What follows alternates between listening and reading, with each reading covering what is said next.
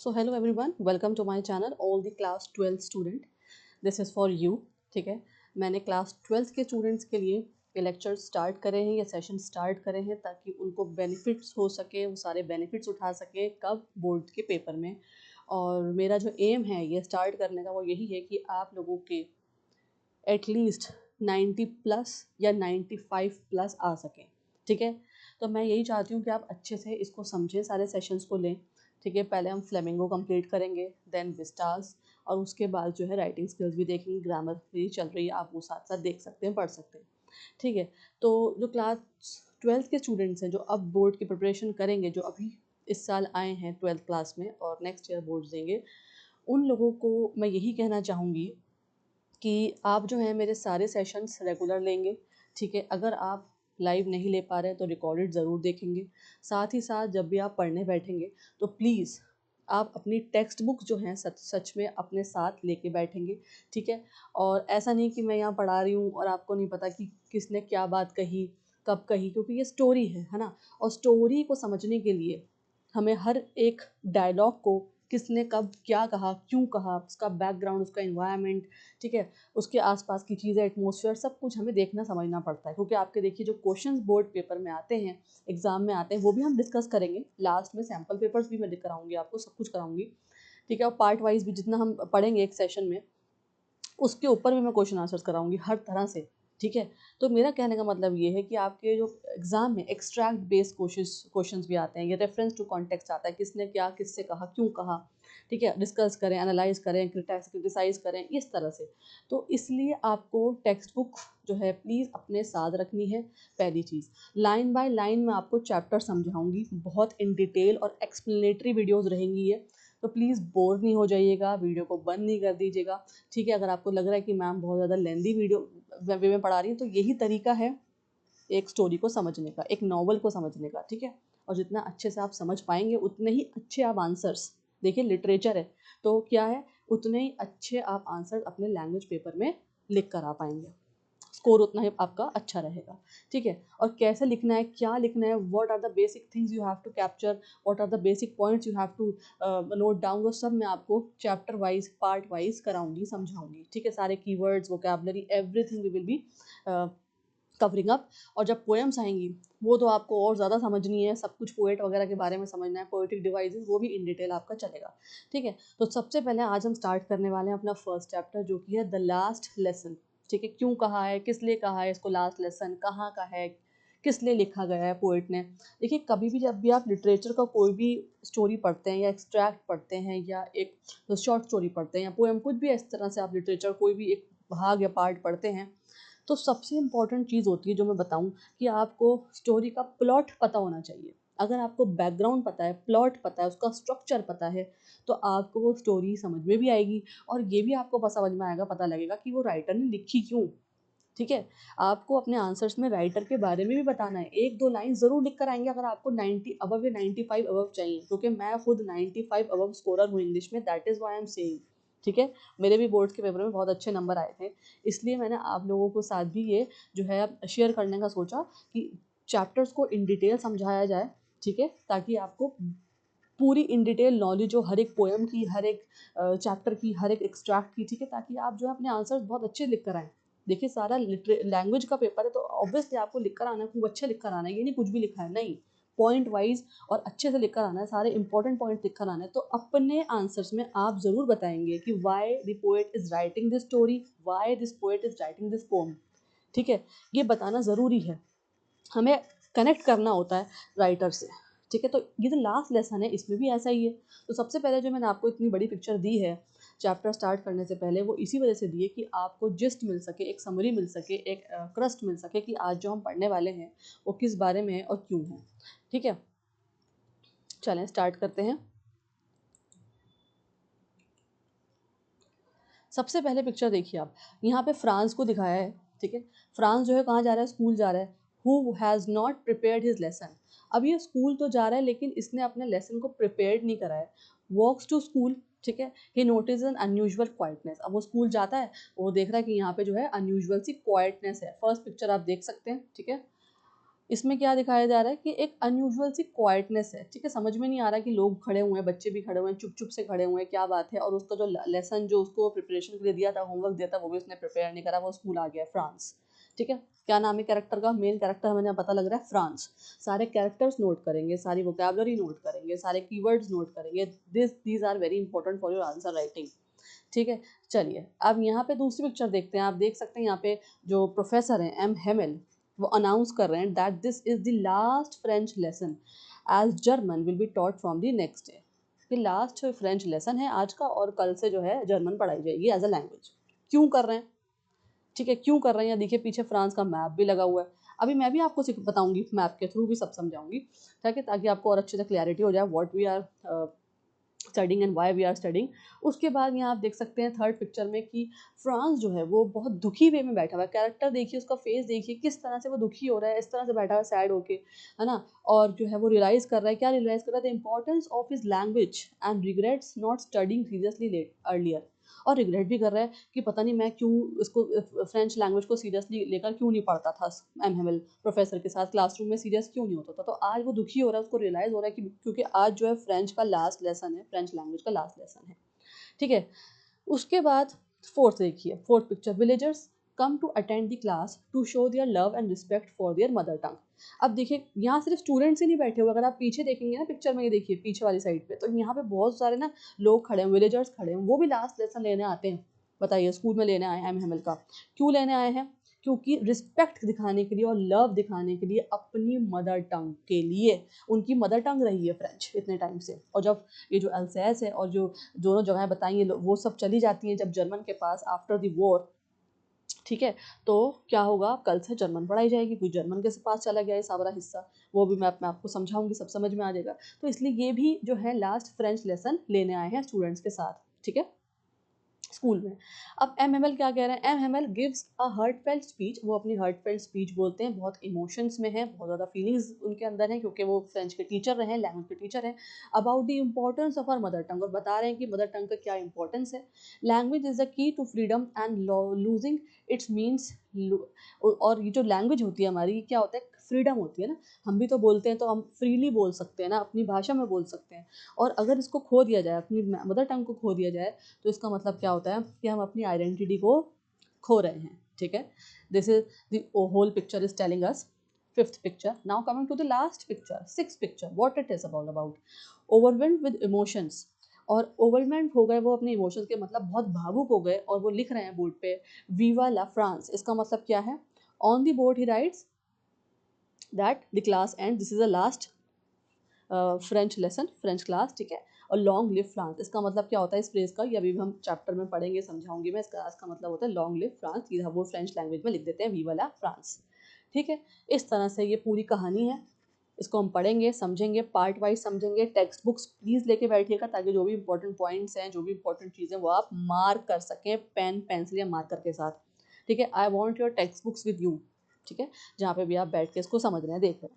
चलिए आगे बढ़ते हैं। अब देख लेते हैं, पहले हम समझते हैं ये बात कहाँ की और क्यों हो रही है, ठीक है। देखिए दिस जो मैप मैंने आप यहाँ पे आपको दिया है फ्रांस का, इधर फ्रांस है, यहाँ आप देख सकते हैं, ठीक है, एक तरफ फ्रांस है और दूसरी तरफ आप देखेंगे यहाँ जर्मनी है, ठीक है। ये this is the Germany and this is France, ठीक है। तो यहाँ पे क्या बताया है इस मैप में कि यहाँ वॉर शो हो रही है, कहाँ पे, फ्रांस और प्रूशिया के बीच में, ठीक है। प्रूशिया के बीच में वॉर हुई, जिसमें फ्रांस जो है वो हार जाता है, France lost, and two areas Alsace and Lorraine, ये दो जो एरियाज थे फ्रांस के, अल्सेस और लोरेनिया, देखिए ये भी वो हार जाता है फ्रांस। और कौन ले लेता है इसको, प्रूशिया। कहाँ चले जाते हैं ये, प्रूशिया के पास चले जाते हैं, ठीक है, अल्सेस एंड लोरेन कहाँ चले जाते हैं, प्रूशिया के पास। फ्रांस जी मेन कैरेक्टर, जो मेन कैरेक्टर है, लिव्स इन अल्सेज, वो कहाँ रहता है, याद रखेंगे आप, फ्रांस कहाँ रहता था, अल्सेज में, ठीक है। अब जब ये अल्सेज चला गया प्रूशिया के पास, इसका मतलब क्या है, फ्रेंच वॉज बैंड, फ्रेंच जो है वो बैंड कर दी गई as a language, and German was forced in schools. तो जो अल्सेज और लोरेन कहाँ चले गए, प्रूशिया के पास। प्रूशिया किसका हिस्सा है, जर्मनी का, ठीक है। जर्मनी देख लिखा हुआ है नीचे, प्रूशिया जर्मनी के नीचे। इसका मतलब कि जब फ्रांस ने ये दोनों हिस्से लॉस्ट कर दिए अपने वॉर के अंदर और जर्मनी के पास चले गए, मतलब अब वहाँ पे क्या पढ़ाई जाएगी, जर्मनी पढ़ाई जाएगी, ठीक है, जर्मन पढ़ाया जाएगा, ठीक है, लैंग्वेज लैंग्वेज। और जो फ्रेंच है वो अब यहाँ पे नहीं पढ़ाई जाएगी जर्मनी में, ठीक है। तो ये जो है पूरी कहानी जो है वो इसी के ऊपर है कि जो आज जो है लास्ट लेसन है, किसके ऊपर लेसन है कि हम हेमल जो है अपना लास्ट लेसन दे रहे हैं वो स्कूल में। फ्रांस जो है वो हार चुका है अल्सेस का एरिया, ठीक है, जो लोरेन, और वो कहाँ जा रहा है, जर्मनी के पास जा रहा है। और अब क्या पढ़ाई जाएगी, कौन सी लैंग्वेज वहाँ पढ़ाई जाएगी, जर्मन पढ़ाई जाएगी, ठीक है। तो उस चीज़ पे ध्यान देंगे आप, ठीक। और क्या क्या डायलॉग्स आएंगे वो भी मैं आपको बताऊंगी। So M Hamel is teaching the last French lesson, ठीक है, ये मैंने बताया। That is why the whole class is emotional, इसलिए वजह से जो विलेजर्स हैं, आपने देखा पिक्चर में जो स्टूडेंट्स हैं और जो पूरी क्लास है वो एम हेमल समेत वो क्या हो रही है, इमोशनल हो रही है, बहुत ज़्यादा भावुक हो रही है। अब ये मैप आपको मैंने समझा दिया। ये जो मैप है क्या दिखा रहा है, फ्रैंको प्रूशियन वॉर, ठीक है। क्या मतलब है, जो वॉर हुई फ्रांस और प्रूशिया के बीच में, जो बाद में बन गया जर्मनी, ठीक है। प्रूशिया बाद में क्या बना, जर्मनी बन गया। उसके बाद किसने वॉर जीती है, प्रूशियन वॉर वन और फ्रांस लॉस्ट, ठीक है। जर्मनी जीत गया था, फ्रांस लॉस्ट हो गया था। What did Prussia take from France, Prussia ने फ्रांस से क्या लिया, अल्सेस और लोरेन, ये दो जगहें कहाँ चली गई, जर्मनी के पास, ठीक है। ये मैंने मार्क करा, ये मैंने यहाँ लिखा हुआ है, यहाँ छोटे से वाले हिस्से में भी देख सकते हैं, पढ़ सकते हैं। और ये कब हुई थी वॉर, ये देखिए यहाँ लिखा हुआ है 1872-71। तो ये कहानी भी जब ही लिखी गई, ये आप याद रखेंगे, कब लिख रहे हैं राइटर, जब की कहानी, जब ये सब हुआ, ठीक है। अब why are these areas important, ये इंपॉर्टेंट क्यों है, because people living there are were French, क्योंकि वो लोग जो वहाँ रह रहे हैं वो फ्रेंच हैं और फ्रेंच लैंग्वेज जानते हैं, ठीक है। और बट आफ्टर द वॉर के बाद क्या होता है, दे कैंप अंडर प्रूशियन कंट्रोल, वो सब फिर प्रूशियन कंट्रोल के अंदर आ गया। अब फ्रांस का रहता था, अल्सेस में रहता है, ठीक है, ये आप याद रखेंगे। व्हाट चेंज आफ्टर वॉर के बाद क्या चेंज हुआ, ये देखेंगे। प्रूशिया ने पूरा कंट्रोल ले लिया, French language was banned in school, सारे स्कूल में बैंड कर दी गई फ्रेंच लैंग्वेज, और जर्मन लैंग्वेज जो है वो कंपलसरी बना दी गई। So what is happening in the story, क्या हो रहा है स्टोरी के अंदर, क्या पढ़ेंगे हम। M Hamel is giving the last French lesson, last French lesson है, because from next day only German will be taught, अब नेक्स्ट डे से जर्मनी पढ़ा, जर्मन जो है वहाँ पे पढ़ाई जाएगी। क्यों, जर्मनी, क्योंकि वो जर्मनी का हिस्सा हो गया सारा, ठीक है, प्रूशिया का हिस्सा हो गया, फ्रेंच लॉस्ट कर चुका। वाई इज एवरीवन इमोशनल, क्यों इमोशनल है वहाँ पे, पिक्चर में मैंने आपको दिखाया, they are losing their language, first थी अपनी लैंग्वेज को खो रहे हैं, मदर टंग को खो रहे हैं। और लैंग्वेज क्यों इंपॉर्टेंट है, एक एरिया के, एक रीजन के लिए, एक देश के लिए, आप क्यों ज़रूरी, कंट्री के लिए, आइडेंटिटी, कल्चर और फ्रीडम। एक लैंग्वेज हमें तीन चीज़ें देती है, याद रखेंगे, आइडेंटिटी, कल्चर और फ्रीडम, ठीक है। That is why M Hamel says language is the key to prison, ठीक है। लैंग्वेज क्या है, key to prison, this is very important phrase. और ये फ्रेजेस जो हैं, ये वर्ड्स जो हैं, आप अपने आंसर्स में लिख कर आएंगे, please, I am saying again and again, अगर आपको 95 प्लस लाने हैं तो।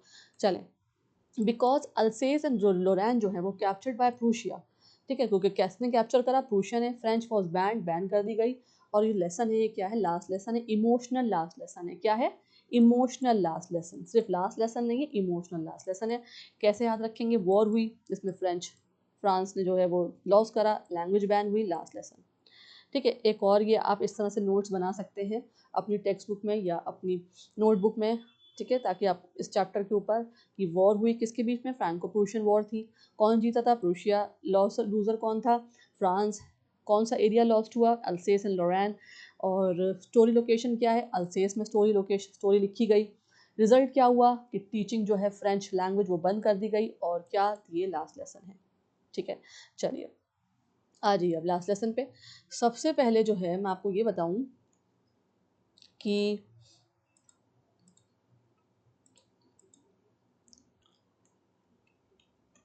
हम समझेंगे टाइटल क्यों दिया गया है, और उसके बाद हम एकदम से स्टोरी स्टार्ट नहीं करेंगे। फिर हम समझेंगे कि जो है ये जो है पोएट के बारे, राइटर के बारे में समझेंगे, why what who is writing the story and why he is writing the story. उसके बाद हम चैप्टर स्टार्ट करेंगे, ठीक है। तो लास्ट लेसन का नाम जो दिया गया है वो इसलिए दिया गया है क्योंकि एक टाइटल जो है चैप्टर का, the title of the chapter, it refers to the final French lesson, ठीक है, फाइनल फ्रेंच लेसन है जो कि स्टोरी में बताया गया है। टाइटल सजेस्ट क्या सजेस्ट कर रहा है, समथिंग इमोशनल, कुछ इमोशनल है और इम्पोर्टेंट है, इज गोइंग टू हैपन, कुछ इम्पोर्टेंट और इमोशनल होने वाला है। द लास्ट लेसन, आखिरी लेसन है ना, आखिरी चैप्टर। तो as it marks the end of regular schooling in French due to political changes. और सिर्फ कि इमोशनल वे में नहीं हमें पता लग रहा, एक और चीज़ इससे हमें पता लग रही है कि and of regular schooling in French, किस चीज़ को ख़त्म हो किया जा रहा है, जो रेगुलर स्कूलिंग थी ना फ्रेंच में, ड्यू टू पॉलिटिकल चेंजेस होने की वजह से वो भी ख़त्म किया जा रहा है, ठीक है। बहुत इंपॉर्टेंट बात है ये। अब एक रिवीजन पॉइंट भी आप या नोट पॉइंट भी लिख सकते हैं। The title indicates the emotional farewell to the last French lesson in the school after political take over. तो पॉलिटिकल टेक ओवर मैंने आपको बता दिया, वॉर के बाद क्या हुआ है, इमोशनल फेयरवेल है किस चीज़ का, लास्ट फ्रेंच लेसन का स्कूल्स के अंदर, ठीक है। तो ये आप एज अ रिवीजन पॉइंट कहीं लिख सकते हैं, मार्क कर सकते हैं, इस तरह से आप समझ सकते हैं।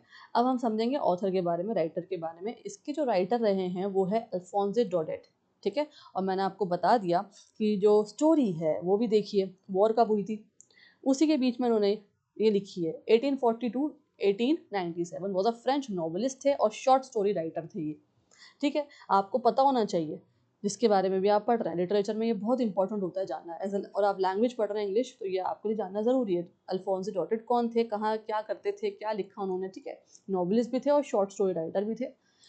अब ये जो सेंटेंस है ये इसको समझ लेते हैं कि ये जो है राइटर थे, ठीक है, 19th सेंचुरी के, ठीक है। उन्होंने स्टोरीज लिखी हैं, नॉवेल्स लिखी हैं। नोइंग अबाउट दी ऑथर, इसको समझने में क्या होता है, हमें पता लगता है कि बैकग्राउंड स्टोरी क्या है, culture, understand the cultural and emotional background of the story. हम समझ पाते हैं कि कल्चरल और इमोशनल बैकग्राउंड क्या है स्टोरी का। तो आप इनकी जो डेट्स यहाँ मेंशन है 1840 से लेके 1897, तो समझ सकते हैं उसी बीच में वॉर थी, वो भी वहीं रह रहे थे, फ्रेंच नॉवलिस्ट थे और शॉर्ट स्टोरी राइटर थे, इसी वजह से उन्होंने ये भी कहानी लिखी, ठीक है।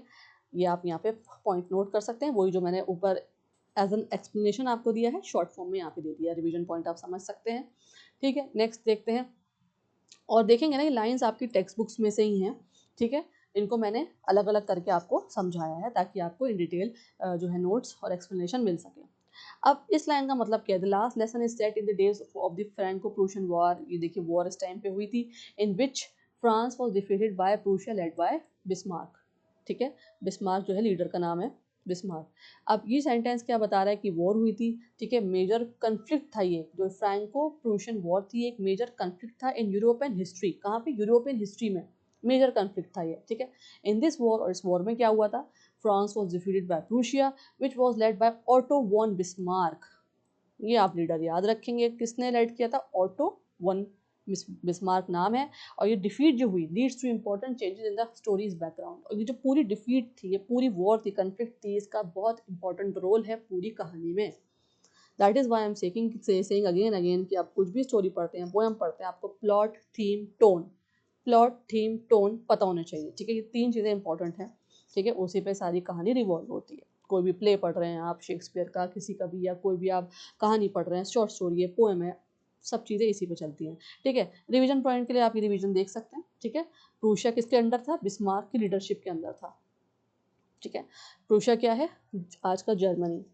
चलिए आगे बढ़ते हैं। Prussia then consisted of what now are the nations of Germany, Poland and parts of Austria, ठीक है। तो ये आपसे पता लग रहा है कि जोग्राफिकल कंटेक्स्ट बता रहे हैं प्रूशिया का, कि अब जो है वो it clarifies that historical Prussia covered regions that are now modern day Germany है। जो प्रूशिया का पूरा हिस्सा था वो आज जर्मनी है, पोलैंड है और पार्ट्स ऑफ ऑस्ट्रिया। अगर आज आप अभी का मॉडर्न मैप देखेंगे तो प्रूशिया की जो हिस्टोरिकल मैप जो है वो कन्वर्ट हो चुका है, कुछ जर्मनी है, कुछ पोलैंड और पार्ट्स ऑफ ऑस्ट्रिया, ठीक है।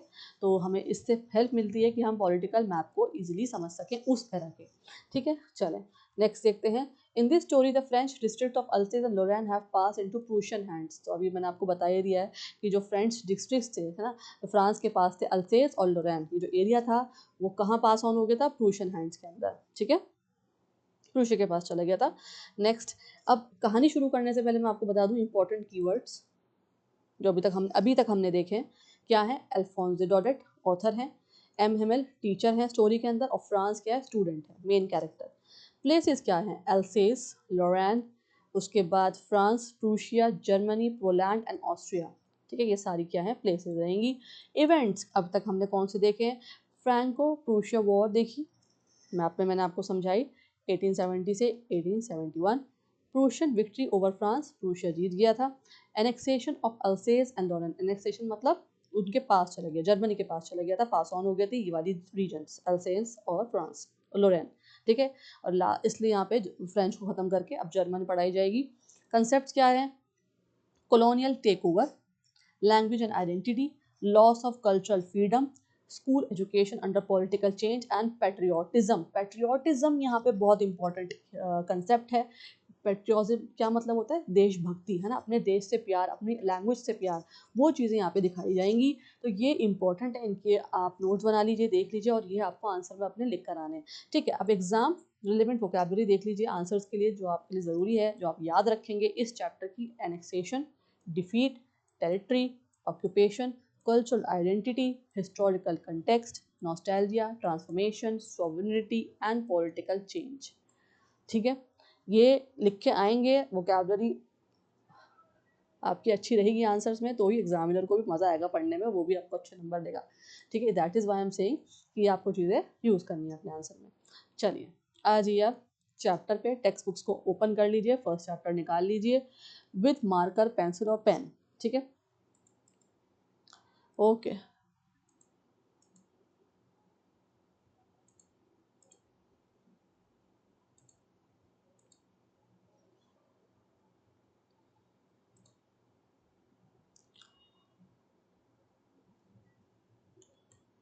ठीक है, तो लाइन्स आप देख रहे होंगे अपने टेक्स्ट बुक में, फ्लेमिंगो का फर्स्ट चैप्टर है। I started for school very let that morning and was in great dread of a scolding. Great dread of a scolding क्यों कह रहा है? फ्रांस, ये फ्रांस कह रहा है कि मैंने जो है स्कूल जो है आज बहुत देर से स्टार्ट किया, और जो है मैं जो हूँ बहुत, ग्रेट ड्रेड ऑफ स्कोल्डिंग मतलब कि मैं जो हूँ उसमें था कि आज बहुत स्कोल्डिंग मिलने वाली है एमएमएल की तरफ से, अपने प्रोफेसर की तरफ से, टीचर की तरफ से। क्यों? क्योंकि मैंने जो लेसन है, वो जो होमवर्क है वो नहीं किया है। Specially because MML had said that he would question us on participle. अब क्वेश्चन किस पे है? कौन सा टॉपिक है ग्रामर का? पार्टिसिपल्स। अब हम में से, आप लोगों में से बहुत सारे लोग ऐसे होंगे पार्टिसिपल्स नहीं पता, तो आप भी जाके देख सकते हैं मेरी ग्रामर की प्लेलिस्ट में, पार्टिसिपल्स का पूरा कंटेक्स्ट आपको समझा रखा है। And I did not know the first word about them. और फ्रांस को भी आप लोगों की तरह, हम लोगों की तरह नहीं पता कि फर्स्ट वर्ड भी नहीं पता उसको पार्टिसिपल्स होते क्या हैं। ठीक है, चलिए अब देख लेते हैं थोड़ी सी एक्सप्लेनेशन, अगर आप चाहें तो। वैसे मैं आपको समझा चुकी हूँ। ठीक है, ये आपकी रीडिंग के लिए, अगर आपको नहीं समझ में आ रहा तो आप एज अ रिविजन पॉइंट या एक्सप्लेनेशन भी इसकी रीड कर सकते हैं। This sentence introduces narrator France. इसमें पता लग रहा है फ्रांस के बारे में। ठीक है, वो स्कूल के लिए लेट हो चुका है, बहुत स्केयर्ड है और अफ्रेड ऑफ पनिशमेंट। किस चीज़ की डर लग रही है उसे? कि उसे पनिशमेंट मिलने वाली है टीचर एमएमएल से। क्यों मिलने वाली है? क्योंकि वो अनप्रिपेयर्ड है। किस चीज़ के लिए? Grammar test on participles. आज टेस्ट है उसका पार्टिसिपल्स पे। This shows his anxiety. अब यहाँ जो पॉइंट आता है, जो आपको नोट करना है, अब ये जो लाइन है क्या शो कर रही है? उसकी anxiety, laziness in preparation and fear of strict discipline in school life. ठीक है, दैट्स इट। आगे बढ़ते हैं। For a moment I thought of running away and spending the day out of doors. लेकिन फ्रांस क्या सोच रहा है? कि मैंने एक मिनट को सोचा कि क्यों ना भाग लिया जाए, और जो है अपनी जो है बाहर जो है स्पेंड किया जाए पूरा दिन आराम से। ठीक है, नरेटर क्या कह रहा है? कि feels attempted to escape responsibility and enjoy freedom outside instead of going to school. This shows, अब यहाँ पे ये समझना ज़रूरी है, this shows his childish minded, कि वो अभी तक जो है अपने चाइल्डिश माइंडसेट के अंदर बंधा हुआ है। ठीक है, मैच्योर नहीं है। And desire to avoid punishment, punishment मिलने वाली है तो वो उसको अवॉइड कर रहा है कि आज स्कूल अटेंड ही नहीं करते, आज भाग जाते हैं। It also reflect his internal conflict between duty and pleasure. वो अब ये चीज़ क्या रिफ्लेक्ट कर रही है? ये जो मैं आपको लास्ट पॉइंट कह रही हूँ ना बार बार, कि इंपॉर्टेंट है, इंपॉर्टेंट है, इंपॉर्टेंट है, क्यों कह रही हूँ पता है? कैरेक्टर एनालिसिस आएगा, ये आपको बताना है फ्रांस के बारे में सब कुछ, इसलिए I am telling you this. किसी की कैरेक्टर दे देंगे, करिए एनालिसिस, कैसे करेंगे? That is why these are important lines. ठीक है, तो क्या रिफ्लेक्ट कर रहा है? ये रिफ्लेक्शन जो दे रहा है ना ये हर लाइन का, वो यही बताने का मेरा मतलब है कि उसके internal conflict between duty and pleasure. ठीक है, कि उसके अंदर एक कन्फ्लिक्ट चल रहा है ड्यूटी को लेकर, कि मैं स्कूल जाऊँ या फिर आज भाग जाऊँ, प्लेजर, और ये उसकी इमेच्योरिटी दिखा रहा है। तो हमें जब एनालिसिस करने को आएगा, ये हमें मेंशन करना है, बताना है कि फ्रांस कैसा था। किसी पे भी कैरेक्टर पे भी आ सकता है। ठीक है, that is why I am giving you in depth information. Okay, it was so warm so bright. देखते हैं, this sentence describe the pleasant weather outside. वो वेदर को देख के अब बोल रहा है कि भाई प्रेजेंट बाहर जो मौसम है वो बहुत अच्छा है, वार्म भी है और ब्राइट भी है। The warmth and brightness make the idea of skipping school even more tempting for France. अब जो वार्मथ और ब्राइटनेस है, ठीक है, नेचर के अंदर, वेदर के अंदर, उसको देख के और उसको सोच आती है फ्रांस को, और वो सोच रहा है और वो आइडिया आ रहा है उसके दिमाग में कि क्यों ना आज जो स्कूलिंग अटेंड ही नहीं करते, स्किप कर देते हैं। ठीक है, मौसम को देख के। क्यों? अच्छा एक बात मैं आपको बता दूं, वार्मथ और ब्राइटनेस, इसको क्यों फोकस करा है? It was so warm so bright. Okay देखिए, यूरोपियन नेशंस जितने भी हैं, यूरोपियन कंट्रीज हैं, वहाँ पे ज़्यादातर विंटर्स होती हैं, है ना? तो क्या है, इसलिए आज का मौसम उसके लिए अच्छा है, वहाँ के लोगों के लिए अच्छा है, वहाँ उस फ्रांस के लिए अच्छा लग रहा है उसको, क्योंकि आज सनशाइन है, ठीक है, भरा हुआ है, ठीक है, वार्म है, गर्मी है और ब्राइट भी है। It highlight the contrast between care free nature and strict school discipline. क्या बता रहा है कि उसका जो नेचर है वो बहुत केयर फ्री है और वो बचना चाह रहा है स्ट्रिक्ट स्कूल डिसिप्लिन से, ठीक है। नेक्स्ट देखते हैं, the birds were chirping at the edge of the woods. अब देखिए थोड़ा सा बाहर का एटमॉस्फेयर इन्वायरमेंट बता रहा है राइटर कि बर्ड्स कैसे हैं बाहर, वो बाहर बैठी हुई हैं और बोल रही हैं बर्ड्स, ठीक है। और and in the open field back of the saw mill the Prussian soldiers were drilling. साथ ही साथ एक और चीज़ यहाँ बताई गई है, ये वाला सेंटेंस देखिए कि ओपन फील्ड से आवाज़ आ रही है सॉ मिल की कि प्रूशियन सोल्जर्स जो है ड्रिल कर रहे हैं। सोल्जर्स की आवाज़ आ रही है, आर्मी की आवाज़ आ रही है, प्रूशियन आर्मी की आवाज़ आ रही है। देखिए ये देखिए, this sentence describes the peaceful natural environment along the presence of Russian army occupation soldiers training near by, ठीक है। मौसम तो अच्छा है, बाहर जाने का मन भी कर रहा है फ्रांस का, लेकिन दूर से आवाज़ आ रही है किसकी? रशियन आर्मी की, कि वो ट्रेनिंग ले रहे हैं, ट्रेनिंग हो रही है। It shows both beauty and political tension in the background of the story. क्या पता लग रहा है इससे कि इन्वायरमेंट के बारे में पता लग रहा है, ब्यूटी तो शो कर दी राइटर ने कि बर्ड्स, मौसम अच्छा है, बर्ड जो है वो चिरपिंग कर रही हैं, आवाज़ दे रही हैं, वुड्स के पास बैठी हुई हैं, मतलब वुड्स मतलब पेड़ों पे बैठी हुई हैं, आसपास बुशेस में बैठी हुई हैं, लेकिन पॉलिटिकल टेंशन भी है बैकग्राउंड में स्टोरी के, ठीक है। आगे बढ़ते हैं। It was all much more tempting than rule for participants but I had the strength to resist and hurdle of the school. तो क्या बता रहे हैं यहाँ पे, फ्रांस एडमिट कर लेता है that enjoying nature is more appealing than studying grammar. Obviously है ना, एंजॉय करना नेचर को ज़्यादा अच्छा लगता है ग्रामर पढ़ने से ज़्यादा, और हम सभी को लगता है। However he shows a movement of self control, लेकिन वो क्या दिखाता है? सेल्फ कंट्रोल दिखाता है, and decides to go to school, लेकिन वो सोचता है कि मैं आज स्कूल जाऊंगा। This reflects his beginning sense of responsibility. अब यहाँ से हमें पता लग रहा है कि कैरेक्टर के अंदर क्या है। अभी तक तो हमें इमेच्योरिटी वाली फीलिंग आ रही थी ना उसके लिए, फ्रांस के लिए, लेकिन यहाँ से हम रिफ्लेक्ट कर सकते हैं कि उसकी सेंस ऑफ बिगिनिंग यहाँ पे ऑफ रिस्पॉन्सिबिलिटी की, हाँ वो एक रिस्पॉन्सिबल नेचर शो कर रहे हैं यहाँ पे कैरेक्टर, वो यहाँ पे हमें देखने को मिल रहा है कि उस सेल्फ कंट्रोल के बाद वो रुकता है, वो सेल्फ कंट्रोल लेकर आता है अपने अंदर, वो सोचता है कि नहीं मुझे आज स्कूल जाना चाहिए, ठीक है। France resist temptation and chooses to go to school. Next आ जाए,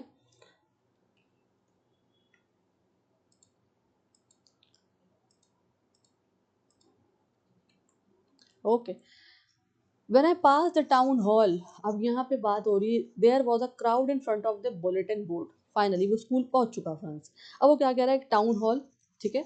वहाँ पे स्कूल्स में टाउन हॉल होंगे, जैसे हमारे स्कूल्स में ऑडिटोरियम्स हैं, हॉल्स हैं, प्लेग्राउंड्स हैं ना आज के मॉडर्न स्कूल्स में, लेकिन वहाँ क्या है, टाउन हॉल बोला गया हॉल को। तो जब मैं टाउन हॉल के पास से गुजरा स्कूल में, तो वहाँ पे बहुत सारी क्राउड जमा थी। कहाँ पे? बुलेटिन बोर्ड के पास।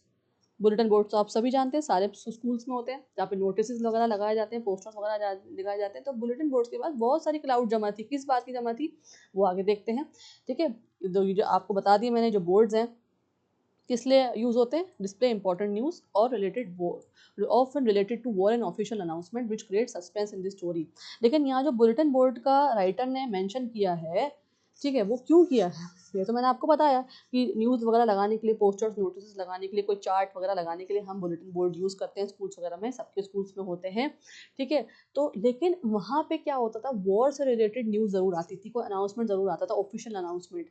तो वहाँ के लोग जो हैं, स्टूडेंट्स जो हैं, वहाँ के लोग जो हैं, सस्पेंस के लिए या न्यूज़ देखने के लिए, अनाउंसमेंट क्या आया है वो देखने के लिए बुलेटिन बोर्ड के पास, डिस्प्ले के पास इकट्ठे हो जाते थे। तो यही चीज़ बताइए कि वो जब जा रहा है फ्रांस, तो वहाँ पे क्या हो गया, क्राउड जमा हो गई है भाई। अब किस बात की हुई है, क्या हुआ है वो देखते हैं। For the last 2 years all our bad news had come from there. पता लगा आपको कि 2 सालों से, क्या बता रहे हैं राइटर, कि 2 साल हो गए हमें बैड न्यूज़ सुनते सुनते, वहीं से, उसी बुलेटिन बोर्ड वाली जगह से। क्यों? क्योंकि सारी न्यूज़ वॉर की वहीं आ रही है, ठीक है। तो फॉर द लास्ट 2 years, देखिए लास्ट 2 year से हम बैड न्यूज़ सुन रहे हैं, had come from there bulletin board से, क्योंकि वो अनाउंसमेंट्स होते रहे 2 साल से वॉर के ऊपर। अब ये हो रहा है, अब ये हो रहा, तो डर एक अंदर से, है ना, वहाँ के लोगों के अंदर, विलेजर्स के अंदर आ जाता है अंदर से, है ना। तो द लॉस्ट बैटल्स, किस चीज़ के बारे में अनाउंसमेंट्स हमने सुनी है, राइटर क्या कह रहे हैं कि हमने 2 साल से क्या-क्या अनाउंसमेंट सुना है, अब वो बता रहे हैं राइटर। द लॉस्ट बैटल मतलब जो फ्रांस हार चुका। द ड्राफ्ट, ड्राफ्ट मतलब कि क्या प्लानिंग चल रही है अब, ठीक है, वॉर की। The orders of the commanding officers, order जो आ रहे हैं कमांडिंग ऑफिसर्स के हर वक़्त। And I thought to myself without stopping what can be the matter now. तो फ्रांस क्या कह रहा है कि भाई अब मैंने रुक के वहाँ सोचा, इतनी भीड़ को लगे देखा वहाँ पे, और मैंने अब सोचा कि अब क्या मैटर हो गया, ठीक है। तो इस तरह से इस लाइन को मैंने एक्सप्लेन कर दिया है। मुझे लग नहीं रहा कि मुझे एक्सप्लेनेशन और रिवीजन पॉइंट की ज़रूरत है, लेकिन अगर आपको लग रहा है कि हाँ हमें और अच्छे से जानना है तो आप ये रीड भी कर सकते हैं, बाद में दोबारा से समझ सकते हैं, ठीक है। तो ये सेंटेंस एक बार मैं बता देती हूँ फिर भी आपको, जो सेंटेंस है क्या एक्सप्लेन कर रहा है कि जो बुलेटिन बोर्ड वहाँ लगा हुआ है वो एक सोर्स रहा है हमेशा किस चीज़ का, नेगेटिव वॉर न्यूज़ का। वहाँ सारी न्यूज़ आके, अनाउंसमेंट्स आके वहाँ पे पोस्ट कर दिए जाते थे, जैसे डिफीट्स, मिलिट्री ऑर्डर्स क्या आ रहे हैं, है ना, हमारी कंट्री के लिए। तो फ्रांस बिकम्स एंक्शियस, इस बार भी फ्रांस जब बुध रहा टाउन हॉल के पास से, तो एंक्शियस हो गया कि अब भी कोई भाई बैड न्यूज़ वहाँ लगी होगी, आई है वॉर की तरफ से, और ऑर्डर्स आए होंगे मिलिट्री के, showing the fear created by war in the civilian life. और हमें इस सेंटेंस से क्या पता लग रहा है कि बहुत जो है डर बैठा हुआ है किसके अंदर, सिविलियंस के अंदर, किसको लेके, वॉर को लेके, ठीक है। तो दिस आर दीज लाइंस, आगे बढ़ते हैं। Then as I hurried by as fast as I could go, the blacksmith watcher who was there with his apprentice reading the bulletin called after me, don't go so fast bub, you will get to your school in plenty of time। In lines में क्या बताया कि जैसे ही France भागता है class की तरफ, तो वहाँ पे ब्लैक भी है, एक विलेजर्स को बता रहे हैं ब्लैक, ठीक है, वॉचर है, वहाँ पहले से ही खड़े हुए थे, ठीक है। वो क्या कह रहे हैं, the black watcher calls out to France, France को आवाज़ लगाते हैं, telling him not to hurry, भागो नहीं, ठीक है। This shows that people in the village are calm, ठीक है, काल्म है, and aware of the situation. उन इसको देख के ये लग रहा है, जब वो रोकते हैं फ्रांस को, फ्रांस भाग रहा होता है तो वो बोलते हैं कि फ्रांस भागो नहीं। तो क्यों बोल रहे हैं वो ऐसा, कि ये क्या शो कर रहा है कि जो विलेजर्स हैं वो बहुत काल्म हैं और अवेयर हैं सिचुएशन से, जो वहाँ सिचुएशन बनी हुई है उस चीज़ से। क्या सिचुएशन है वो भी हम आगे देखेंगे। While France is anxious and aware of the real news, क्योंकि फ्रांस को नहीं पता था कि, वो एंक्शियस था, उसे नहीं पता था कि रियल न्यूज़ क्या है, लेकिन विलेजर्स को पहले से पता था, वो वहाँ पे इकट्ठे हुए हुए थे, ठीक है। आगे बढ़ते हैं। I thought he was making fun of me. तो क्या सोचा क्या सोच रहा है फ्रांस, कि उसने सोचा कि मुझे रोक के ना मेरा फन, मतलब मेरा मजाक उड़ा रहे हैं। And reach M Hamel's little garden for out of breath, ठीक है। और कहाँ पहुंच गया वो, एम एमएल्स के लिटिल गार्डन में। आउट ऑफ ब्रेथ मतलब हाँ, सांस लेते लेते थक गया था भागते हुए, ठीक है। तो France misunderstands Wachter's words and thinks he is being mocked. तो उसने जो है वॉचर्स के जो वर्ड्स थे वो सुने नहीं, समझे नहीं, और मिसअंडरस्टैंडिंग हो गई उसको, वो क्या समझा कि मेरा मजाक बनाया जा रहा है, इसलिए मुझे रोक रहे हैं। ही reaches his teachers house breathless, breathless मतलब हाँप रहा था, ठीक है, थक गया था, सांस नहीं आ रही थी क्योंकि तेज भागा था। Showing his nervousness and fear of punishment. Again क्या शो कर रहा है इसमें, क्या पता लग रहा है कि वो नर्वस भी है, और किस चीज़ का सबसे ज़्यादा डर है, उसे पनिशमेंट मिलने वाली है, क्योंकि पार्टिसिपल्स नहीं आते। आगे बढ़ते हैं। Usually when schools began there was a great bustle which could be heard out in the street. The opening and the closing of desks, lesson repeated his unison very loud with our hands over our ears to understand better, and the teacher's great ruler rapping on the table. Okay, तो इसका क्या मतलब है इस lines का, देखिए this क्या describe कर रही है लाइंस, ये कि एक the normal noisy school environment, कि जब भी बता रहे हैं कि जब भी आज के दिन के अलावा जब भी स्कूल स्टार्ट होता है तो एक नॉर्मल नॉइजी स्कूल इन्वायरमेंट होता है, ठीक है। स्टूडेंट जो है अपने लेसन्स ज़ोर ज़ोर से पढ़ रहे होते हैं, क्लासरूम से आवाज़ आ रही होती है, ठीक है। Desk open and close, desk खुलने बंद करने की आवाज़ आती है, ये तो हम सब भी सुनते और देखते हैं जब हम स्कूल में जाती थी, और आप लोग कभी भी जाते हैं अगर, तो आप देखते हैं ना क्लास में रिपीट, छोटे बच्चे हैं तो वहाँ से अगर गुजर जाए हम कॉरिडोर से, तो वो कुछ चीज़ रिपीट कर रहे होते हैं, कि चीज़ को याद करने के लिए टीचर्स रिपीट करा रही होती हैं। डेस्क ओपन खोलना चलता रहता है क्लासरूम में, ठीक है। और एक नॉइजी स्कूल इन्वायरमेंट होता है, कुछ बच्चे प्लेग्राउंड में खेल रहे हैं, कुछ बच्चे कहीं और खेल रहे हैं, मैचेस वगैरह चल रहे हैं। और and the teacher maintains discipline with strict authority, और टीचर्स की और प्रिंसिपल्स वगैरह की भी आवाज़ हमें आती रहती है क्लासरूम्स वगैरह से, कि उन्होंने स्ट्रिक्ट अथॉरिटी अपना रखी होती है ताकि डिसिप्लिन मेंटेन रह सके। It shows a typical discipline but chaotic classroom, ठीक है। तो ये बता रहा है कि ये सब क्या शो करता है, टिपिकल डिसिप्लिन और चायोटिक क्लासरूम शो करता है, ठीक है।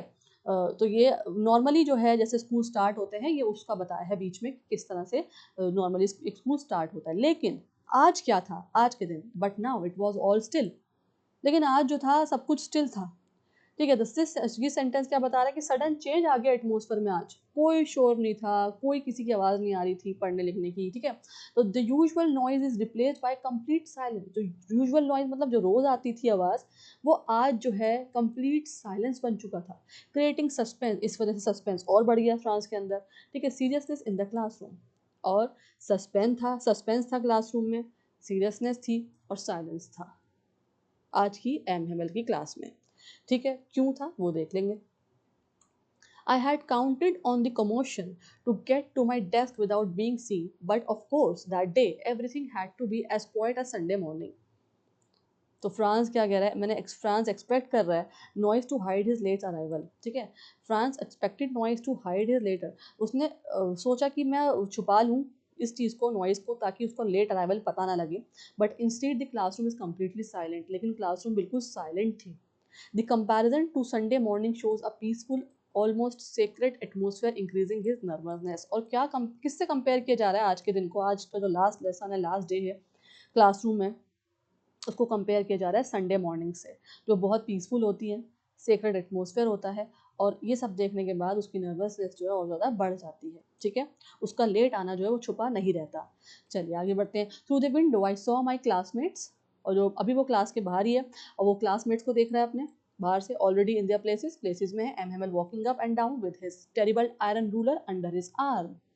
और एमएमएल क्या कर रहे हैं, अप एंड डाउन कर रहे हैं, ठीक है, वॉक कर रहे हैं। किसके साथ, टेरिबल आयरन रूलर है उनके आर्म्स के नीचे। अब आयरन रूलर को टेरिबल बोला गया है, देखिए कंपेयर देंगे, टेरिबल आयरन रूलर, ठीक है। तो फ्रांस क्या कर रहा है, अपने क्लासमेट्स को देखता है, बैठे हुए हैं टीचर जो है वो वॉक कर रहे हैं रूलर के साथ। और रूलर जो है यहाँ पे, ठीक है, स्केल जो होता है आयरन स्केल, सिंबलाइज कर रहा है स्ट्रिक्ट डिसिप्लिन एंड अथॉरिटी, जिसकी वजह से फ्रांस डर रहा था कि उसको पनिशमेंट भी मिलेगी और साथ ही साथ हो सकता है पिटाई भी हो जाए, ठीक है। तो चलिए आगे देखते हैं। I had to open the door and go in before everybody. You can imagine how I blushed and how frightened I was. तो फ्रांस क्या कह रहा है कि मैं क्लासरूम में जाता हूँ एम्बेरसमेंट के साथ, क्योंकि वो लेट हो गया है बहुत ज़्यादा। His late arrival makes him feel ashamed and scared in front of everyone. Okay, but nothing happened, लेकिन कुछ नहीं होता उस दिन लेट जाने पे, क्यों नहीं होता। M Hamel saw him me and said very kindly, go to your place quickly little Franz. वो बहुत आराम से बोलते हैं एमएमएल लेट आने पे भी कि जल्दी से जाके अपनी जगह पे बैठो little Franz, we were beginning without you, ठीक है, हम शुरू कर देते तुम्हारे बिना क्लास को, लेक्चर को। इंस्टीड ऑफ स्कोल्डिंग हिम, डांटने की बजाय क्या हुआ, एमएमएल जो है बहुत काइंडली बिहेव करते हैं उसके साथ, फ्रॉम फ्रांस के साथ।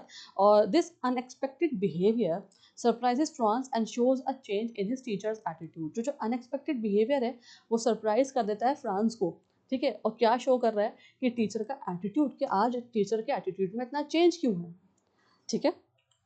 आई jump over the bench and sat down at my desk. तो फ्रांस है वो बैठ जाते हैं अपनी सभी जगह पे। Not till then when I had got a little over my fright did I see that our teacher had on his beautiful green coat, his frilled shirt and little black silk cap, all embroidered, that he never wore except on inspection and prize days. ये बहुत important है, ठीक है, यहाँ से लेके यहाँ तक। क्यों, क्योंकि ये कैरेक्टर एनालिसिस है। एमएमएल की ड्रेसिंग सेंस यहाँ बताई गई है, और ये भी बताया गया है कि जब फ्रांस क्या कह रहा है कि मैंने सिर्फ एमएमएल को ये वाली ड्रेसिंग करते हुए जब देखा है जब इंस्पेक्शन डेज होते थे स्कूल में या कोई प्राइज डेज होते थे, लेकिन आज जो है एमएमएल ऐसी ड्रेसिंग कर कर आए हैं, क्यों कर कर आए हैं, ये फ्रांस को समझ में नहीं आ रहा था, ठीक है। तो कैसे पहने हुए थे कपड़े, वो फॉर्मल ड्रेस में थे, ठीक है, जो कि स्पेशल ओकेजन्स या इंपॉर्टेंट ओकेजन्स में वो पहनते थे।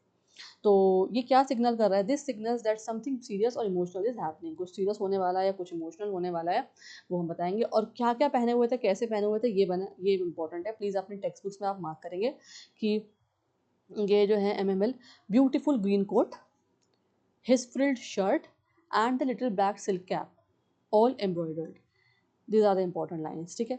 Besides, the whole school seemed so strange and solemn. मतलब एटमोसफेयर जो था स्कूल का वो भी सीरियस था और इमोशनल था. नॉर्मल स्कूल जैसा एटमोसफेयर नहीं था उस दिन. This creates a sense of importance and thankness. तो बहुत सैडनेस थी, इमोशनल सैडनेस, इमोशंस कहते थे, सैडनेस वाले थे. एटमोसफेयर भी जो था बहुत सीरियस और साइलेंस था. क्यों था वो भी हमें पता लगेगा आगे. But the thing that surprise me most was to see on the back benches that were always empty, the village people sitting quietly like ourselves. Old Hauser with his three-cornered hat, a former mayor, the former postmaster, and several other besides. यहाँ पे भी बहुत important बात बताई है कि France को सबसे ज़्यादा सरप्राइज़ ये देखकर हुआ कि जो क्लास की बैक बेंचेस होती थी वो खाली होती थी. लेकिन आज वहाँ पे कौन बैठा हुआ है? विलेज के लोग बैठे हुए हैं. और हमारे साथ साथ वहाँ कौन थे? ओल्ड होसर थे, ठीक है, with his three cornered flat के साथ, ठीक है. सो यहाँ क्या बता रहे हैं कि जो क्लास में क्या नोटिस करा फ्रांस ने कि जो बैक बेंचेस होती हैं वो यूजुअली एम्प्टी होती हैं क्लास में, लेकिन आज जो है विलेज के वहाँ पे लोग आए हुए थे. और सबसे पहले जो उसने देखा फ्रांस ने, ओल्ड होसर थे. और ओल्ड होसर क्या पहने हुए थे? थ्री कॉर्नर्ड हैट पहने हुए थे. और फॉर्मर मेयर भी आए हुए थे, ठीक है. और कौन थे? The former post master. और बहुत सारे विलेजेस भी वहाँ पे मौजूद थे, ठीक है. तो ये सारे लोग बताए हैं जो क्लास आज ले रहे थे एमएमएल की, ठीक है. और वो एक अनयूजुअल सिचुएशन थी क्योंकि ऐसा नहीं होता, ठीक है. चलिए, everybody looked sad and Hauser had brought an old primer, ठीक है, thumbed at the edges, and he held it open on his knees with his great spectacles lying across the pages. तो यहाँ पे क्या बताया गया कि जो सारे जो लोग वहाँ मौजूद थे वो इमोशनल थे, नॉस्टैल्जिक थे. क्यों थे? एक the old book shows their connection to French language and education reflecting loss and attachment, ठीक है. और जो हॉसर थे वो क्या लेकर आए थे? अपने साथ ओल्ड प्राइमर लेकर आए हुए थे जो थंब था एजेस के पास से, ठीक है. और कैसे बैठे हुए थे वो? Open his knees with his great spectacles lying across the pages. तो ये बता रहे हैं ओल्ड बुक के बारे में, ठीक है. कि कनेक्शन एक फ्रेंच लैंग्वेज से और एजुकेशन से क्या था. और ये क्या बता रहा है कि यहाँ पे लॉस हो गया है और अटैचमेंट किस चीज़ से? अपनी लैंग्वेज से, ठीक है. Sadness and old books reflect emotional attachment to French learning, ठीक है. तो ये ओल्ड बुक बताइए, ओल्ड प्राइमर जो है ना, ओल्ड बुक है. कौन लेकर आया था अपने साथ? हॉसर. फ्रेंच लैंग्वेज में लिखी हुई थी. कैसी थी? एजिस से थंब थी. तो वो अपने साथ लेके बैठे हुए थे जो उन्होंने अपनी नीज पे खोल रखी थी. और ये क्या दिखा रही है? सैडनेस और इमोशनल अटैचमेंट फ्रेंच लैंग्वेज से. चलिए, while I was wondering about it all, M. Himmel mounted his chair and in the same grave and gentle tone which he had used to me said, "My children, this is the last lesson I shall give you."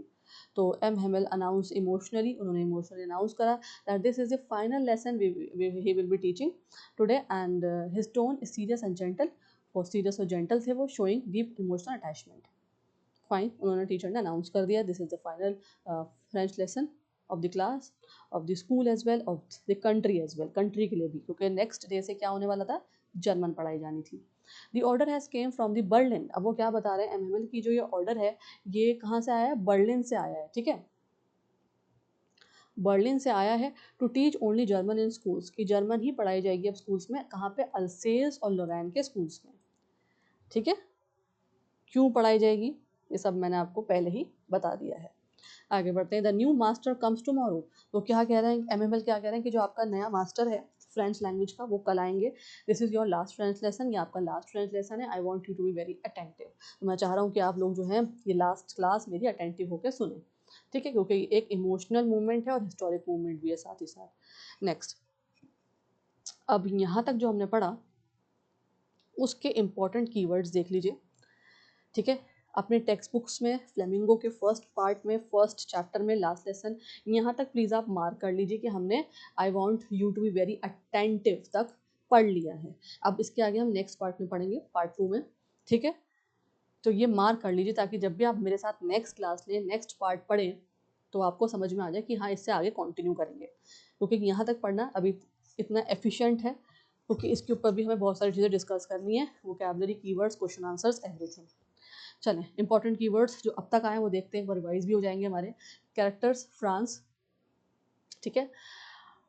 और जो narrator भी है student narrator. और M Hemil teacher, watcher, ठीक है. Watcher कौन थे? Black Smith. और हॉसर विलेजर. ये सारे अभी तक जो है कैरेक्टर्स आए हैं हमारे सामने। प्लेसेस देखिए, Alsace, Lorraine, town hall, classroom, school classroom और बुलेटिन बोर्ड। ठीक है। Events, Franco Prussian war aftermath, ठीक है, और last French lesson announcement, German language order from Berlin, Prussian occupation. ठीक है, ये सब अभी तक हमारे सामने इवेंट्स आए हैं। कंसेप्ट्स कौन कौन से हैं? फियर एंड एंग्जाइटी, कहाँ कहाँ पे शो हुई है, कैसे शो हुई है, मैं आपको बता रही हूँ। ठीक है ना। Patriotism, loss of language identity, discipline versus freedom, colonial control of education, emotional awakening. Emotional awakening भी यहाँ पे शो करी गई है। उसके बाद वोकैबुलरी देखिए, exam relevant, dread, bulletin board, occupation, solemn, commotion, restraint, instruction, annexation, sovereignty, transformation. Very important, answer writing में यूज़ करेंगे। यूज़ करने को बोल रही हूँ, इसका मतलब आप याद करेंगे इन वर्ड्स को कहानी के साथ साथ, ये इंपॉर्टेंट हैं। ठीक है, चलिए एमसीक्यूज पे आ जाइए। Why was Franz late for school, क्यों लेट हुआ था फ्रांस स्कूल जाने के लिए? Answer is C, he was afraid of punishment and unprepared for participles. ठीक है। What did the bulletin board usually display, bulletin board क्या डिस्प्ले कर रहा था 2 सालों से? वॉर, न्यूज़ एंड ऑर्डर्स, है ना। What change surprise France in the classroom, क्या चेंज जो है सरप्राइज करा क्लासरूम के अंदर, ऐसा क्या चेंज था जिसकी वजह से सरप्राइज हो गया Franz? B, silence and villagers attending class, silence तो था, खामोशी थी। ठीक है, और विलेजर्स भी आज जो है क्लास को अटेंड कर रहे थे। What announcement did MML make, MML ने क्या अनाउंसमेंट की है? बी, लास्ट फ्रेंच लेसन है ये आपका। ठीक है, चलिए एक्सट्रैक्ट बेस्ड क्वेश्चन देखिए। What made Franz afraid while going to school? He feared punishment from MML and was unprepared for the participle test. Simple and easy. What inference can be made about the atmosphere in school? क्या influence, अगर ऐसा influence वाला word आ जाए मतलब confusion क्या निकाल पाते हो आप लोग? क्या देखकर कि एटमोसफेयर क्या था स्कूल के अंदर? The atmosphere was unusually solemn, indicating an important and emotional announcement. ठीक है, चलिए why was the bulletin board important in the village, क्यों जरूरी था विलेज में bulletin board? It was the main source of war news and official government orders. ठीक है, ये सब आपको अब समझ में आने लगा होगा, कैसे आंसर करने हैं वो भी मैं आपको बता रही हूँ। साथ ही साथ शॉर्ट इन अभी तक जितना हमने पढ़ा उस पर शॉर्ट क्वेश्चन देखते हैं, शॉर्ट आंसर्स कैसे आएंगे, कैसे आपको लिखना है। इनकी आप प्रैक्टिस करेंगे, लिखने की प्रैक्टिस करेंगे। देखिए बहुत ज़्यादा लिखना होता है बोर्ड के पेपर में, छोटा मोटा पेपर नहीं होता, लिखना ज़्यादा होता है। तो जिसको लिखने की प्रैक्टिस नहीं है, लैंग्वेज पेपर अटेंड करने की प्रैक्टिस नहीं है, प्लीज़ क्वेश्चन देखेंगे, अभी कॉपी करके लिखना स्टार्ट करेंगे। उससे क्या होगा कि आपको ना जो मेन पॉइंट्स हैं वो भी याद हो जाएंगे कहानी के, है ना। तो why did Franz feel tempted to skip school, Franz ने ऐसा क्यों फील किया कि उसे आज स्कूल जो है स्किप करना चाहिए? तो ये सारा आंसर है, और वो सारी चीज़ें इसमें बताई हैं मैंने, जो मैं आपको पहले समझाती हुई आ रही हूँ। ठीक है, क्योंकि वो प्रिपेयर्ड नहीं था किसके लिए? ग्रामर लेसन पार्टिसिपल्स के लिए। और पनिशमेंट की उसे डर था कि पनिशमेंट देंगे हमें। वेदर वार्म था, बर्ड्स चर्प कर रही थी, तो उसे बाहर क्या नज़र आया? फ्रीडम नज़र आई। देखिए बाहर क्या नज़र आया उसे? Freedom, more attractive. ठीक है, स्कूल जाने ज़्यादा फ्रीडम अच्छी लगी उसे। However he ultimately chose responsibility over temptation. ठीक है, एग्जाम लाइन के लिए आप ये वाली लाइन ऐड कर सकते हैं, duty and discipline win over temporary pleasure. ठीक है, इस तरह से आपको भी ये लाइंस जो है यूज़ करनी है अपने आंसर में। ठीक है, आपको बताना है, सिर्फ आप लेसन लेसन को नहीं बता कर आएंगे, समराइज नहीं करना होता। What was unusual about the school atmosphere that day, क्या था अनयूजुअल स्कूल के बारे में, एटमोसफेयर में उस दिन? The school was unusual silent, कैसा था वो? अनयूजुअली साइलेंट था, है ना, खामोशी थी, सोलम था, instead of its usual noisy environment, है ना। ये तो हम सब जानते हैं जो स्कूल गए हैं और जो जा रहे हैं, स्कूल में कैसी आवाज़ होती है जब हम एंट्री लेते हैं, लेकिन उस दिन बहुत खामोशी थी। ठीक है, विलेजर्स जो है वो क्लासरूम में बैठे हुए थे, बैक बेंचर्स, और एम हेमल जो है वो अपनी स्पेशल फॉर्मल ड्रेस भी पहने हुए थे। जो ये जो इसकी क्या वजह हुई? This created an emotional and serious atmosphere, इसकी वजह से क्या हुआ? एक इमोशनल जो है और सीरियस एटमोसफेयर बन गया। What role did the bulletin board play in the story? ये आपको पता है बुलेटिन बोर्ड क्या बताता है, क्या रोल प्ले करता है? कि वो डिस्प्ले करता है war related news such as defeats या ऑफिशियल ऑर्डर्स वगैरह। और उसने एक फियर पैदा कर रखी थी और क्यूरोसिटी लोगों के अंदर फैला रखी थी, क्रिएट कर रखी थी विलेजर्स के अंदर। क्योंकि 2 सालों से नरेटर क्या बता रहा है, राइटर क्या बता रहा है कि 2 सालों से हम जो है बुलेटिन बोर्ड पर ऐसी न्यूज़ेस सुन रहे थे। ठीक है, वॉर की ऐसी न्यूज़ेस, ऐसी अनाउंसमेंट्स हमें पता लग रही थी बुलेटिन बोर्ड से। तो ये क्या रिफ्लेक्ट करता है कि impact of war on civilian life. ठीक है, चलिए long answer question. Describe the change in atmosphere in the school on the day of the last French lesson, आपको डिस्क्राइब करना है चेंज एटमोसफेयर के अंदर, स्कूल में क्या था, कब, जब जिस दिन लास्ट फ्रेंच लेसन था। ऑब्वियसली आप इसको रीड करेंगे तो सारी बातें जो हैं वो हम पढ़ के आ चुके हैं, ठीक है फाइन। लास्ट बता देती हूँ मैं आपको, ये सब पता ही है क्यों था खामोशी वगैरह, ये सब आपको पता है क्या एटमोसफेयर था स्कूल का, लेकिन यहाँ लास्ट में देखिए, इसको आप रीड कर सकते हैं।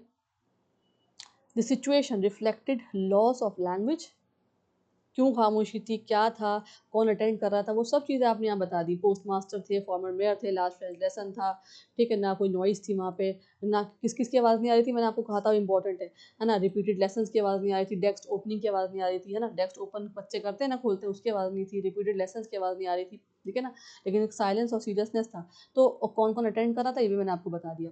लेकिन एमएमएल ने स्पेशल ड्रेस पहन रखी थी। ये सब बताने के बाद अपने आंसर्स में आप ये ज़रूर बताएंगे, ये पूरी कहानी जब आप बता देंगे अपने आंसर में डिस्क्राइब कर देंगे अच्छे से, लेकिन आपको लास्ट में एक कंक्लूजन अच्छा सा देना है हर आंसर में। Intro, body, conclusion, intro, body, conclusion, intro, body, conclusion, this is the format for your answers अगर आपको अच्छे नंबर लाने हैं। तो यहाँ पे देखिए लास्ट में ये सारी जो बात बताने के बाद यहाँ देखिए the situation reflected, the situation क्या रिफ्लेक्ट कर रही है, लॉस ऑफ लैंग्वेज, आइडेंटिटी और फ्रीडम, ये आपको बताना है, ठीक है। The atmosphere was filled with sadness, patriotism, emotional realization, this is the conclusion, these are the main lines which you have to write and write in your exam, in your paper, in your answer, किसी भी हाल में। और ये सब मैं आपको बता रही हूँ, कीवर्ड्स भी दे रही हूँ इसी वजह से, जो याद करने हैं, ठीक है। चलें, value based question, what moral lesson does this extract teach students, moral lesson आप क्या सीखते हैं इससे। This extract teachers that language and education are deeply connected to identity and freedom, it highlights, इसी तरह से आंसर लिखना है, इसी फॉर्मेट में देख लीजिए, it's highlight the importance of respecting one's language and learning seriously before it is lost, क्या बता रहे हैं कि अपनी लैंग्वेज की रिस्पेक्ट करनी चाहिए, उसे सीरियसली लर्न करना चाहिए, उससे पहले हम उसे खो दें। It also teaches discipline, awareness and patriotism, ठीक है। और आप चाहें जितने भी मार्क्स का ये आए इस तरह से वैल्यू बेस्ड क्वेश्चन, तो आपको कितना ही छोटा बड़ा कर सकते हैं, क्या लिखना है वो सब आपको बता चुकी हूँ। लैंग्वेज की इंपॉर्टेंस बतानी है, लास्ट लेसन क्यों था ये, फ्रांस इसको लेकर जो है वो स्कूल जो मिस कर रहा था लेकिन उसके बाद उसने अटेंड करी क्लास, तो ये सारी चीज़ें आपको बतानी है इसके अंदर, ठीक है। आप इसे बड़ा भी कर सकते हैं, आंसर को छोटा भी कर सकते हैं, ठीक है। आगे बढ़ते हैं, कैरेक्टर बेस्ड क्वेश्चन देखिए, फ्रांस पे आ गया एनालिसिस, फ्रांस के ऊपर एनालिसिस करना है, तो क्या बोलेंगे, अभी तक जितना हमने पढ़ा है, ठीक है, अभी तक हमने छोटा सा पार्ट पढ़ा है, अभी पूरी स्टोरी रहती है वो मैं पार्ट्स वाइज आपको पढ़ाऊंगी। तो अभी तक जितना पढ़ा है, हमें क्या पता लग रहा है फ्रांस के बारे में, ये नोट कर लीजिए, क्योंकि देखिए ये भी तो बढ़ता जाएगा ना, अभी तो इतना हमने पढ़ा है तो ये 3 लाइन्स में आएगा, 3 लाइन्स में मैंने आपको डिस्क्राइब करा, अभी हम पार्ट 3 करेंगे, 2 करेंगे, तो ऑब्वियसली फ्रांस का जो एनालिसिस है, कैरेक्टर एनालिसिस बढ़ जाएगा ना, तो उसको आप नोट कर सकते हैं। अभी तक जितना हमने पढ़ा है उस हिसाब से, France shows fear, laziness and curiosity at the beginning, शुरू में तो वो दिखा रहा है, he is afraid of punishment but gradually becomes attentive and responsible, his emotional transformation begins when he realizes the importance of the last French lesson, उसकी कब बढ़ती है रियलाइजेशन, कब उसे रियलाइज होता है लैंग्वेज के बारे में, जब उसे पता लगता है कि आज जो ये फ्रेंच का लास्ट लेसन है लैंग्वेज का, this shows his growth from carelessness to awareness, तो वो क्या हो दिखा रहा है इसमें कि केयरलेसनेस से वो एक अवेयरनेस सिचुएशन में, कंडीशन में आता जा रहा है, ठीक है, रिस्पॉन्सिबल पर्सन बनता जा रहा है। ओके, थीम क्या है या सेंट्रल आइडिया क्या है अब तक जो हमने पढ़ी स्टोरी का, वो क्या है, central idea is the emotional impact of losing one's language and cultural identity due to political domination, the extract highlights patriotism, regret, realization of the importance of education, ठीक है फाइन। चलें, असर्शन रीजन, फाइन, क्या आ सकता है आपसे assertion में क्या पूछ सकते हैं, Franz initially wanted to skip school, है ना, वो पहले तो यही चाह रहा था ना कि वो स्किप कर दे स्कूल को, अब रीज़न क्या है यहाँ पे, he was अनप्रिपेयर्ड for his grammar lesson, है ना, और उसे डर भी था कि पनिशमेंट मिलेगी, फाइन। तो यहाँ पे देखिए ABCD, ये आपको सारे ऑप्शंस रीड करने हैं और सही आपको आंसर देना है, तो इसका आंसर क्या है, A, both A and R are true, दोनों ही असर्शन और रीज़न सही है ना, and R is the correct explanation of A, और R जो है करेक्ट एक्सप्लेनेशन भी है A की। फ्रांस क्यों सोच रहा था, क्योंकि भाई उसने ग्रामर लेसन प्रिपेयर नहीं किया था पार्टिसिपल्स पे, और उसको डर था कि MML भी उसको पनिश कर सकते हैं। चलें, कैरेक्टर एनालिसिस फ्रांस का फिर से देखते हैं, फियरफुल, छोटे से नोट्स मैंने आपको दे दिए फ्रांस पे, यहाँ पे देखिए, फियरफुल क्यों था फियरफुल, क्योंकि वो डर था टीचर पनिशमेंट देंगे, लेजी बट कन्फ्लिक्टेड, क्योंकि वो अवॉइड करता था स्टडी को, उसने स्कूल, लेकिन फिर भी उसने स्कूल को चूज़ करा। Realization, learns importance of language and class. Emotional change आया, कब आया? Becomes attentive and respectful. These are the some of the changes and character analysis of the Franz. Overall आप यहाँ देख सकते हैं कि फ्रांस जो ट्रांसफॉर्म हो गया किसके किसके अंदर, कैसे एक केयरलेस स्टूडेंट से वो एक कैसे बन गया? अवेयर लर्नर बन गया, इमोशनली अवेयर लर्नर। ये आप यूज़ कर सकते हैं लाइन। ठीक है, एमएमएल का कैरेक्टर देख लेते हैं।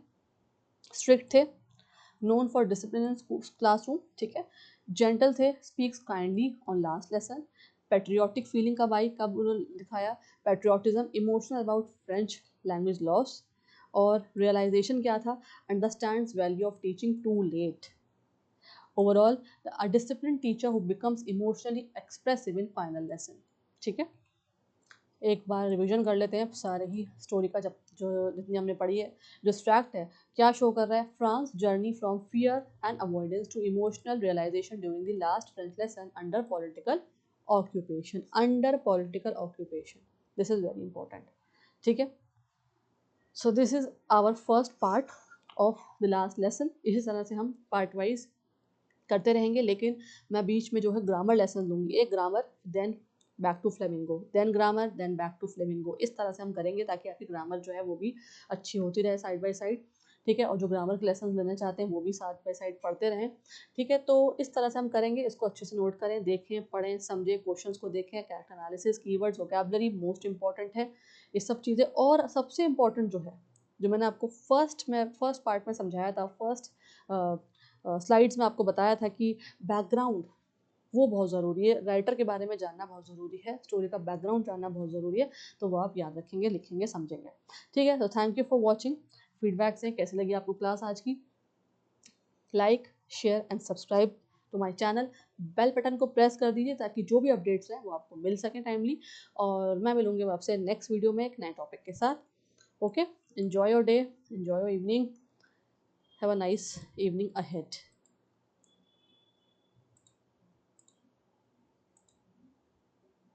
अ very good evening to all of you. मैंने अभी आप लोगों की चैट देखी है, तो लोग बोल रहे हैं, बच्चे स्टूडेंट्स, तो thank you for watching all of you. इस तरह से प्रैक्टिस करेंगे, पढ़ेंगे। ठीक है, सो आप लोगों के 95 अबव तो मुझे लाने ही हैं, और मुझे ही नहीं लाने, देखिए मेरी तो पूरी कोशिश रहेगी कि मैं आपको best of best knowledge, best of best information दे सकूँ, एक्सप्लेनेशन दे सकूँ। लेकिन आपको अगर लाने हैं ना, तो आप ये समझ लीजिए कि राइटिंग प्रैक्टिस करनी पड़ेगी। आंसर्स जो हैं बस लिख कर आने हैं आपको आंसर शीट में, और बढ़िया आंसर लिख कर आना है। जो मैं वोकैबुलरी दे रही हूँ ना, वो सब कंसेप्ट आपको यूज़ करना है। एग्जामिनर जो है ना, देखिए पूरे पूरे आंसर्स नहीं, कहा नहीं पड़ेगा, वो देखेगा बीच बीच में कीवर्ड्स नोट करते रहेंगे। ठीक है, वोकैबुलरी नोट करते हैं, वो देखते हैं हाँ बच्चे ने यूज़ करा है, ले लीजिए फुल मार्क्स। ठीक है, तो प्लीज़ आप थोड़ा सा नोट करें इस चीज़ को जो मैं बता रही हूँ, बहुत इंपॉर्टेंट है एग्जाम के लिए। ठीक है, और अच्छे से करेंगे तो अच्छे मार्क्स भी आएंगे, और अगर आपके अच्छे मार्क्स आएंगे तो ऑब्वियसली 12th की परसेंटेज जो है वो आपकी अच्छी भी आएगी आने वाले साल में। ठीक है, तो इसलिए इसको ध्यान से पढ़ें, देखें। लैंग्वेज ज़रूरी होती है जिसको हम इग्नोर कर लेते हैं। हम accounts, business, bio, physics, maths सबको टाइम देते हैं ना, तो हमें थोड़ा सा टाइम इसके लिए भी निकालना है, क्योंकि हम समझते हैं कि दिस इज़ वेरी इजी, हाँ कर लेंगे लास्ट के मंथ्स में। No, this is not easy, this is not easy but very scoring. अगर आप इसको पढ़ेंगे, अच्छे से समझेंगे, याद करेंगे अभी से। ठीक है, बहुत टाइम है ना बोर्ड्स में, तो नेक्स्ट ईयर होंगे, लेकिन अभी से करेंगे तो जब तक हम पूरे प्रिपेयर्ड होंगे, पूरे प्रिपेयर्ड, सब कुछ हमें आता होगा, रट्टा हो रखा होगा, हर चीज़ याद हो रखा होगा, रट्टा नहीं बोलूँगी मैं इसको, याद हो रखा होगा बिल्कुल, है ना। तो इसलिए अभी से करेंगे, थोड़ा वक्त इसके लिए निकालेंगे। जो रिकॉर्डेड नहीं देख सकते, वो जो लाइव नहीं ले सकते, रिकॉर्डेड देखेंगे बाद में। ठीक है, और आंसर राइटिंग की प्रैक्टिस ज़रूर करेंगे, वो इंपॉर्टेंट है, with vocabulary and all the concepts and all the terms I am giving you. Okay, chaliye, thank you very much. Now I am ending this class.